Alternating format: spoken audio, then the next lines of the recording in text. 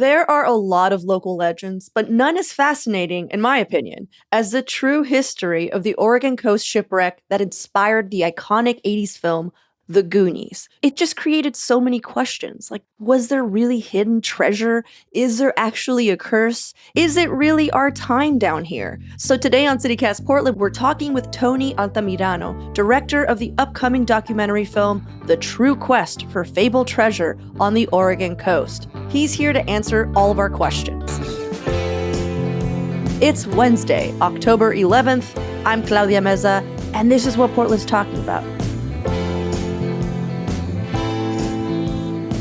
Tell us about the true history of the Goonies treasure. Like, what actually happened? So there are a couple different shipwreck stories that have always been floating around the Oregon coast. But the one we focus on is specifically the Neahkahnie treasure legend. So there's also native oral traditions that have been floating around for hundreds of years in those areas, and these are tales of European seafarers who have shipwrecked around that area, basically. And there's tales of sailors leaving the ship with a chest, going up the mountain, and burying it somewhere. And this incorporates with the artifacts that have been like washing ashore for all these years. Yeah, I have a question though. Yeah. Your film focuses on the shipwreck of the 17th century, like Spanish, ship, the Santo Cristo de Burgos. Burgos, right? Burgos? That's right, Burgos, yeah. And that's the same one that inspired the One-Eyed Willie's treasure ship in the Goonies. So what you're saying is like, there's actually native oral tradition of this crash, right? Yeah, and there's native oral tradition of this wreck, and whatever this ship had, the cargo has been spilled over all around that area. And this is before there was also a giant tsunami that happened, and that pushed artifacts further into the eastern part of the coast.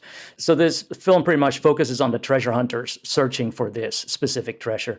And it goes back, from the time when the legend was born, and it follows all the way up to the 60s, where we focus on this one Salem house painter who was this Bible-thumping, pistol-packing treasure hunter that was convinced that there were very sacred artifacts buried somewhere in the mountain.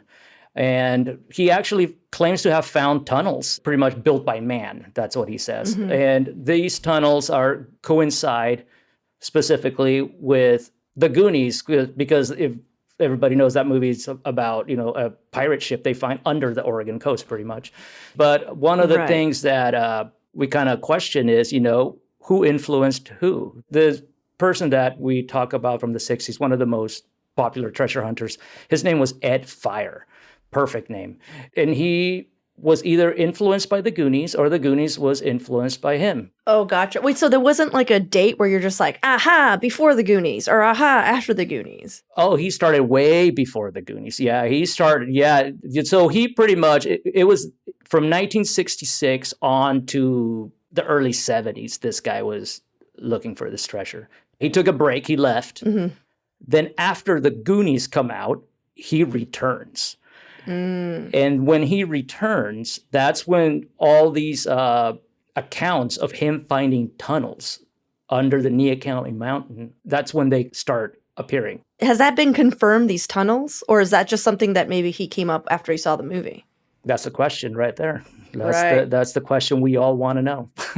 But he brought along his daughter to his digs in the 80s.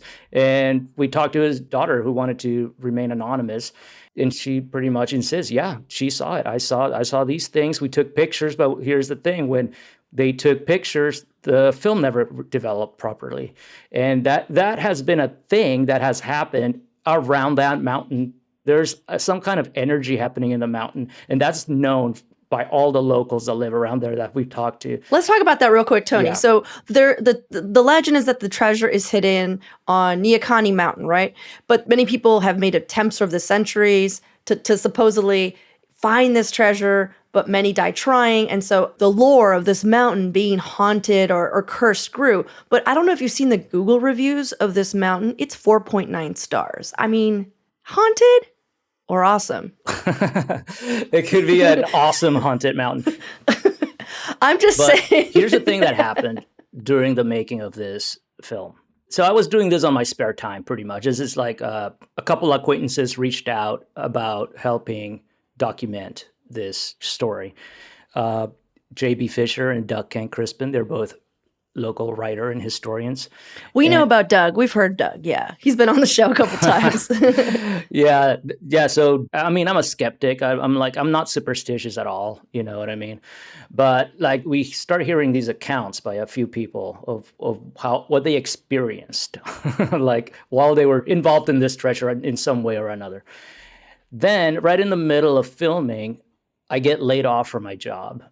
After 10 years, I get laid off, and I'm like, and it just stops production pretty much. You know, I'm like focusing on other things, all this. And then I still want to know what's going on out there, you know? Mm-hmm. So I returned, and then we like kept going and just kept like finding stuff. So yeah, there were a lot of things unexplained things that happened. Like I've never seen a ghost or anything. I've never experienced anything, but these people are like, they're straight up are like, hey man, I'm not bullshitting you. This is actually what happened.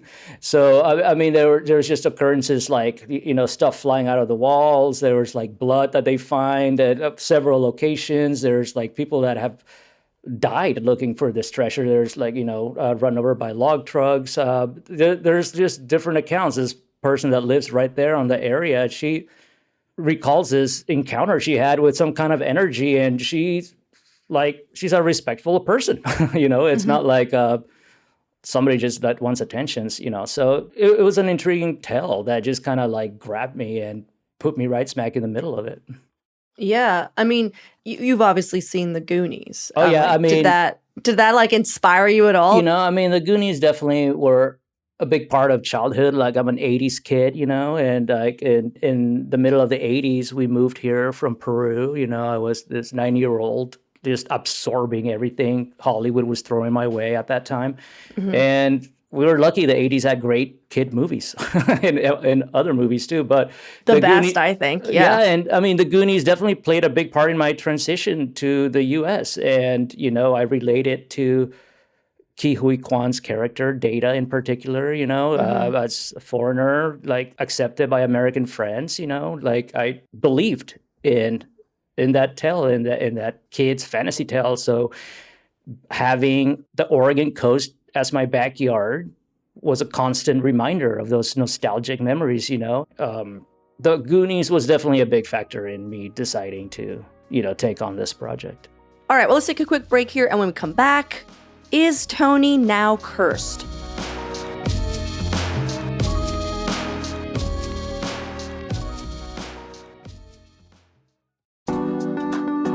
You know, I've heard from single friends, both the queers and the straights, that Portland can be a tough place to meet new people. All the countless first dates that end up being a total time waste and money drain. You know, if you're tired of swiping, consider shuffle dating. It's modern speed dating that's been described as organic, fun, and casual. It's so low-key that others at the venue don't even know an event is happening. So you can avoid all those embarrassing first date vibes because there's no host or name tags or buzzers or whatever. You find your dates using your phone, and shuffle dating notifies you when each round ends and when the next one begins. After, you simply input match or pass. And if you find a successful match, numbers are exchanged by shuffle dating the very next day. It's low stakes and efficient, and you can sign up with a friend at www.shuffle.dating. These events do book out super quick, like 2 to 3 weeks in advance, so it's a good idea to sign up for their email list for first notice on the next one if spots are booked. Good luck. Are people still looking for this treasure? I think so. I mean, it's illegal to dig in public property, and this is actually something I do want to say. I am not encouraging anybody to go out there with a shovel and look for treasure. That's the last thing I want. And we have some footage of people going into the ocean and, you know, going to the cave where they found this timber. Like, I don't want anybody to try the stuff they see in this film at home. Yeah. Is that something, though, the treasure existing, personally, do you believe it does? It depends on how you define treasure, I guess. Like gold, is there a chest with gold coins? Or like rubies and diamonds? Probably not. Is there very old timber? and maybe some personal possessions scattered along that have been affected by decades of sea salt and corrosion, maybe, and that's treasure for some people. Right. So you're saying that the real treasure was the friends that you made along? 100%. Yeah. Well, the project has been like a huge undertaking. It's taken, but you know, a lot of your time. Do you think you're cursed? Oh, yes. I am very cursed. And I love it. Do you think it was worth it? Was it totally worth the curse? It's worth being, yeah. It's just a fun party 24/7. It's the funnest. No, I'm not cursed. I'm doing great. I'm doing great. I don't want people sending me getting worried out there. Well, like, what's your pitch for people to come watch this film? Like, what do you think they'll get out of it? A good time, an adventure, you know. I really just wanted to get back to something where you're watching and you're like, wow, it just kind of makes you wonder. It makes you think, you know, it makes you think about something you never thought about before. You know, it makes you realize that there's a whole world out there. There's magic out there, you know, and that's what I wanted to create. This film is actually called Secrets of the Mysteries, and this episode is called Its Request for Fabled Treasure on the Oregon Coast. And Secrets of the Mysteries is something I want to keep doing. Oh, cool. We have many more in store, and we have already started pre-production on the other one. Nice. I'm excited. It's a series. Do you know what you're going to look into next? Sasquatch. Yes. I was hoping you'd say that. Wow. Well, Yeah. It just really seems like, you know, down here, it's our time. It's our time down here. Sorry. Yeah. And here at CityCast, we never say die. Never. Ever. And we like Baby Ruth.